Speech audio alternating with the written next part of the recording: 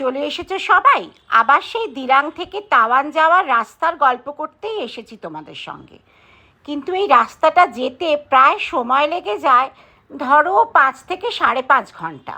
সেই জন্যেই দুটো ভাগে তোমাদের সঙ্গে এই রাস্তাটার গল্প করতে এলাম। এই পার্টে তোমরা দেখতে পাবে অরুণাচলের জং ফলস আর তাওয়ান সাইট সিনের গল্প।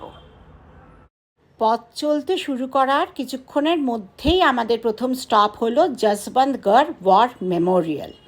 এটা তাওয়ান ঢোকার 25 কিলোমিটার আগে। এগুলো তো সবই ওই 1962 এর ইন্ডিয়া চায়না যুদ্ধের ওয়ার মেমোরিয়াল। এটা হচ্ছে রাইফেলম্যান জসবন্ত সিং রাওয়াল। উনি 72 ঘন্টা ধরে একা যুদ্ধ করেছিলেন চাইনিজ সৈন্যদের সঙ্গে। ওনারই স্মরণে এই মেমোরিয়াল।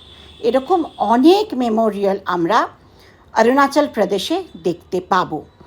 সত্যি ইন্ডিয়ান আর্মি যে তখন কি কাজ করেছিল এসব ভাবতে গেলে এখনও আমাদের শ্রদ্ধায় মাথা নত হয়ে যায়।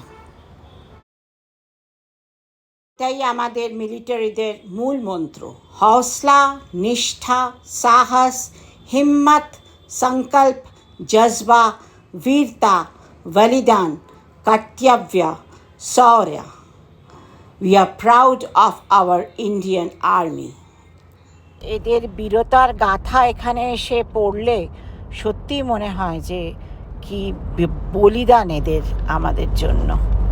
অর্থে একটুখানি লাঞ্চ করে আমাদের পরবর্তী ডেস্টিনেশন। এরপর আমরা দাঁড়ালাম অরুণাচলের বিখ্যাত জং ফলস দেখতে। এটা একটা 100 মিটার হাই ওয়াটারফলস। এর আসল নাম হচ্ছে নুরা নং ফলস। তাওয়ান ঢোকার 40 কিলোমিটার আগে এই ওয়াটারফলসটা। এর নিচে একটা ছোট্ট হাইড্রোইলেকট্রিক পাওয়ার প্রজেক্ট আছে, যেটা কাছাকাছিতে লোকালয়তে ইলেকট্রিক দেয়। অপূর্ব সুন্দর এই ফলস।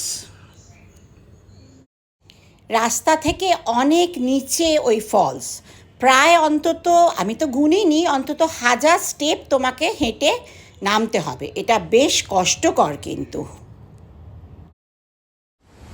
দেখো নেমে গেছি নিচে, এত জল, একদম জলে জল, সারা মুখে জল এসে পড়ছে। এই সৌন্দর্য বোঝানোর মতো ভাষা সত্যিই নেই।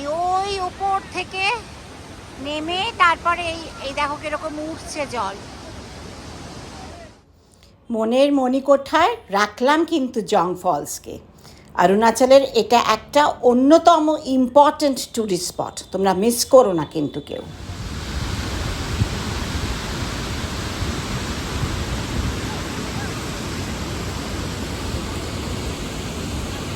এই ফলস দেখার 8 ঘন্টার মধ্যেই তোমরা পৌঁছে যাবে তাওয়ান শহরে। সেদিন রাত্রিটা রেস্ট নিয়ে পরের দিন সকালে তাওয়ানের সাইট সিন।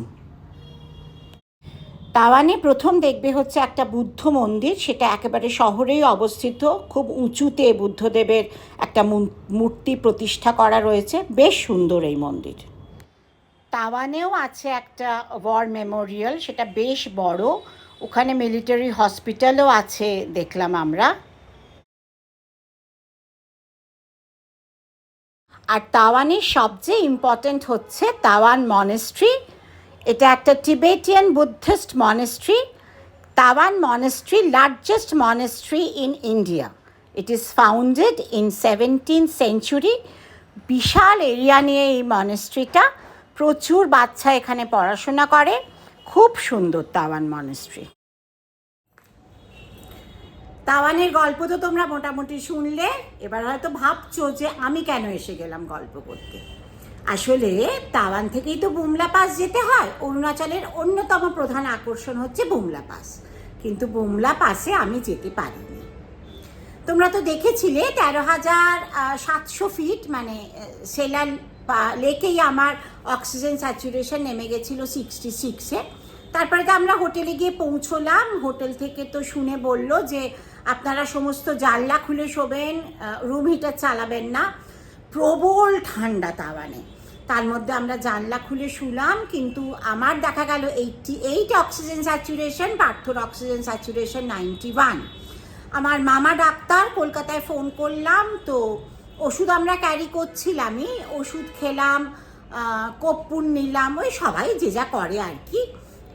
তাতেও আমার কিন্তু একটা ঠিক বুকের মাঝখানটাতে একটা প্রচণ্ড দমচাপ ব্যথা হচ্ছিল, আর এই স্কিনের তলাটা না থরথর করে কাঁপছিল।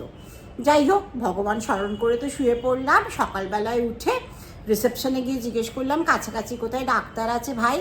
সে বললো ডাক্তার তো 2 কিলোমিটারের মধ্যে কেউ নেই ম্যাডাম, হসপিটালও এখানে সেইভাবে নেই, সেই 2 কিলোমিটার দূরে সব কিছু। তা শরীর টরীর একটুখানি সুস্থ করে ভাবলাম যে তাওয়ানটা আগে ঘুরে নিই। তারপরে তাওয়ানটা ঘুরতে ঘুরতে ওই যে মিলিটারির ওখানে গেছিলাম, ওখানে আমরা মিলিটারি হসপিটালে গেলাম।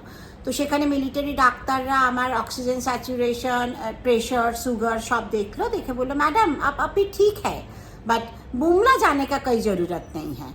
আমি বললাম মানে ওই জন্যই তো এসেছি, বুমলা পাস তো উঠবো।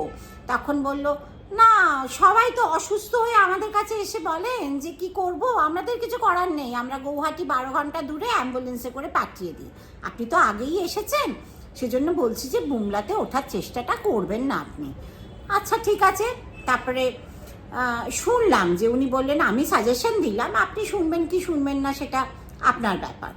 তো আমরা শুনলাম, কারণ হোটেল থেকেও যেরকম ফিডব্যাক পাচ্ছিলাম, বা আমরা যখন ক্যান্সেল করলাম তখন লোকাল লোকেরা আমাদেরকে যে সমস্ত কথা বললো যে আপনি বুমলা অবধি গেলেই যে ঢুকতে পারবেন তার কিন্তু কোনো গ্যারেন্টি নেই, মিলিটারি দেখবে, ওখানে অক্সিজেন স্যাচুরেশন দেখবে, বেশিরভাগ লোককেই আটকে দেয়। মানে আপনারা ওই ব্লগে যেটা দেখেন না বুমলা পাস, সেখানে খুব একটা সাধারণ মানুষ গিয়ে পৌঁছতে পারে না।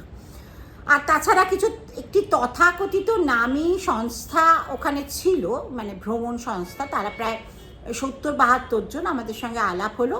তারা বললো আমরা তো মুচলেকা দিয়ে বুমলাতে গেছি, যে আমাদের যদি কিছু হয়ে যায় তাহলে আমরাই দায়ী। তো সেই মুচলেখা দিয়ে বুমলা যাওয়ার সাহস আমি আর পার্থ করতে পারিনি। কিন্তু পরের দিন যখন ভালুকপং নামলাম না, যা জিনিস আমরা দেখতে পেয়েছি সেটা তো আমি বলবো তোমাদের পরের ব্লগে, কিন্তু ভাগ্যিস বুমলা পাসে উঠিনি সেদিন, তাহলে আমার যে কি হতো আমি জানি না। এটা একান্তই আমার ব্যক্তিগত অভিমত, যে যাবেন কি যাবেন না, দেখবেন কি দেখবেন না। তবে আমি কলকাতায় এসে ডাক্তারের সঙ্গে কথা বলেছিল the right decision not to go to Bumla pass. অতএব শরীর বুঝে ডাক্তারের পারমিশন নিয়ে শুধুমাত্র হুজুকের বসে প্রচণ্ড একটা শরীর খারাপ নিয়ে ওখানে চলে যাবেন না। আমার যদিও বুমলা যাওয়া হলো না, কিন্তু আমি তো একটি ইনফরমেটিভ ব্লগ করি। বুমলার অল্টিটিউড হচ্ছে 15,200 fit above the sea level. Temperature মোটামুটি সবসময় মাইনাসে থাকে। ইন্ডো চায়না ওয়ারের ওটা হচ্ছে জায়গা একটা ছিল। আর আমার তো বুমলা দেখা হলো না, আমি ওই বিছানায় শুয়ে শুয়ে ইউটিউবেই দেখবো যে বুমলা কেমন। আর আপনারা যদি যান, আপনারা বলবেন আমাকে আপনাদের বুমলা কেমন লেগেছিল, ঠিক আছে? আমি আসছি ওই পরের দিনের কি দেখতে পেলাম সেই গল্প নিয়ে। আমার সঙ্গে থাকুন, ওই লাইক, শেয়ার আর সাবস্ক্রাইব মাই চ্যানেল। নামার পথে দারুণ জিনিস পেয়েছি।